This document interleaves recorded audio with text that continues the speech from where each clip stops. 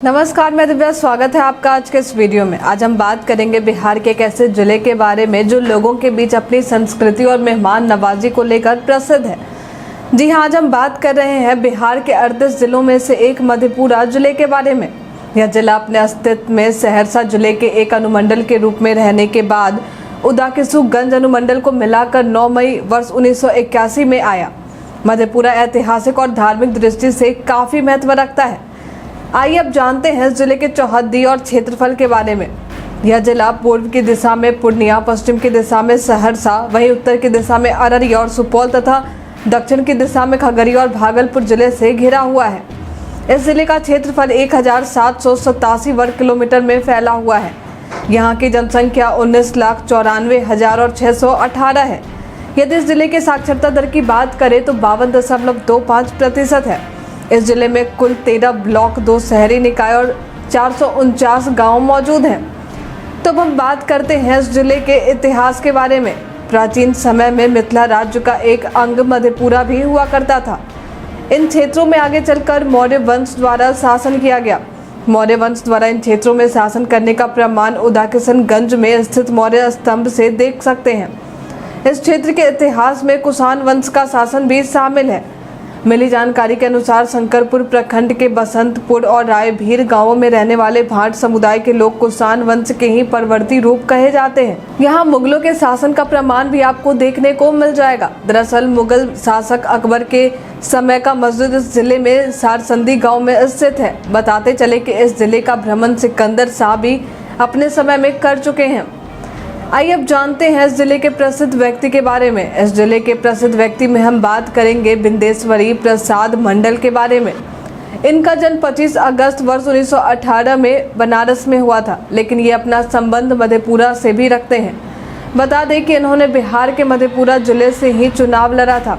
ये बिहार के 7वें मुख्यमंत्री भी रह चुके हैं। बिंदेश्वर प्रसाद मंडल द्वितीय पिछड़ा वर्ग आयोग के अध्यक्ष भी रहे। बता दें कि इस आयोग को मंडल आयोग के नाम से भी जाना जाता है। चलिए अब आगे के इस चर्चा में हम जानते हैं कि इस जिले में सड़क, रेल और हवाई मार्ग की क्या सुविधा उपलब्ध है। यातायात के साधन में हम सबसे पहले बात करेंगे सड़क मार्ग की। तो बता दें कि जिले का सड़क मार्ग बिहार के कई प्रमुख सड़कों से जुड़ा हुआ है, जिसके माध्यम से आप बिहार के किसी भी हिस्से में आसानी से जा सकते हैं। आइए अब हम जानते हैं कि राजधानी पटना से मधेपुरा जिले में कैसे आ सकते हैं। तो सबसे पहले हम बात करते हैं वाया स्टेट हाईवे 88 की। इस सड़क की दूरी 204 किलोमीटर तक में है, जिसे तय करने में लगभग 6 घंटे तक का समय लग सकता है।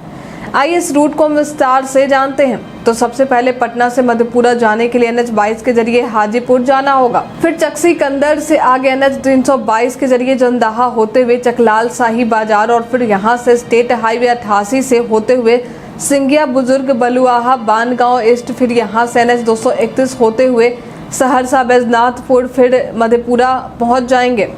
आइए अब जानते हैं वाया NH 27 के बारे में। इसकी दूरी 284 किलोमीटर तक में है, जिसे तय करने में 6 घंटे और 15 मिनट तक का समय लग सकता है। यदि इस रूट को विस्तार से देखें तो NH 22 के जरिए हाजीपुर और फिर यहां से मुजफ्फरपुर, फिर मुजफ्फरपुर आने के बाद यहां से NH 27 के जरिए फूलपरास और फिर किशनगंज आ जाएंगे। फिर यहां से NH 327A के जरिए करियो हो और फिर यहां से स्टेट हाईवे 66 पर आएंगे। उसके बाद इस रोड से होते हुए सिंहेश्वर स्थान और फिर यहां से मधेपुरा पहुंच जाएंगे। जानकारी के लिए बता दें कि यदि आप मधेपुरा सड़क मार्ग के जरिए जा रहे हैं और रास्ते में आपको BR 43 नंबर के वाहन दिखने लगे तो आप समझ जाइए कि मधेपुरा जिले में आप प्रवेश कर चुके हैं। चलिए अब हम बात करते हैं रेल मार्ग के बारे में। इस जिले का रेल मार्ग भारत के कई प्रमुख शहरों से जुड़ा हुआ है। यदि यहाँ के रेलवे स्टेशन की बात करें तो दौराम मधेपुरा रेलवे स्टेशन यहाँ के प्रमुख रेलवे स्टेशनों में से एक है, जिसका स्टेशन कोड DMH है। यदि पटना से आप मधेपुरा रेल मार्ग के जरिए आना चाहते हैं तो आप कोसी सुपर एक्सप्रेस से आ सकते हैं। यह ट्रेन पटना जंक्शन से दोपहर के समय 3:40 पर है, जो कि मधेपुरा रात के समय 10:25 पर पहुँचा देगी। चलिए अब हम बात करते हैं इस जिले के नज़दीकी हवाई अड्डे के बारे में। तो बता दें कि इस जिले का अपना कोई हवाई अड्डा नहीं है, लेकिन इस जिले का नज़दीकी हवाई अड्डा पटना का जयप्रकाश नारायण हवाई अड्डा है। पटना हवाई अड्डा पर आप देश के कई प्रमुख शहरों और महानगरों से आ सकते हैं। फिर पटना से सड़क या रेल मार्ग के जरिए आप आसानी से मधेपुरा पहुँच सकते हैं। रेल या सड़क मार्ग के जरिए मधेपुरा कैसे जाना है, इसकी चर्चा हम पहले भी कर चुके हैं। आइए अब जानते हैं इस जिले के पर्यटक स्थलों के बारे में। इस जिले का पर्यटन स्थलों में हम सबसे पहले बात करेंगे सिंहेश्वर स्थान के बारे में। इस जगह पर भगवान शिव का मंदिर है जो पर्यटकों के लिए आस्था का केंद्र बना रहता है। इस मंदिर को लेकर लोगों के बीच एक कथा भी प्रचलित है, जिसके अनुसार यहाँ पर ऋषि श्रृंग का आश्रम मौजूद था, जहाँ से एक प्राकृतिक शिवलिंग की उत्पत्ति हुई। आगे चलकर इसी स्थान पर एक मंदिर भी बनवा दिया गया। यहाँ हर साल महाशिवरात्रि के अवसर पर श्रद्धालुओं की भीड़ देखने को मिलती है। चलिए अब दूसरे पर्यटन स्थलों में हम बात करते हैं बाबा बिसु राउत पचरासी धाम के बारे में। मधेपुरा के चौसा प्रखंड में स्थित यह धाम भी लोगों के बीच आस्था का केंद्र बना रहता है। यहाँ हर साल भव्य मेले का आयोजन किया जाता है, जहाँ पर्यटकों के साथ साथ बड़े बड़े राजनेता भी कई बार पहुँचते हैं। कई बार इस मेले में लालू यादव और बिहार के मुख्यमंत्री नीतीश कुमार भी पहुँच चुके हैं।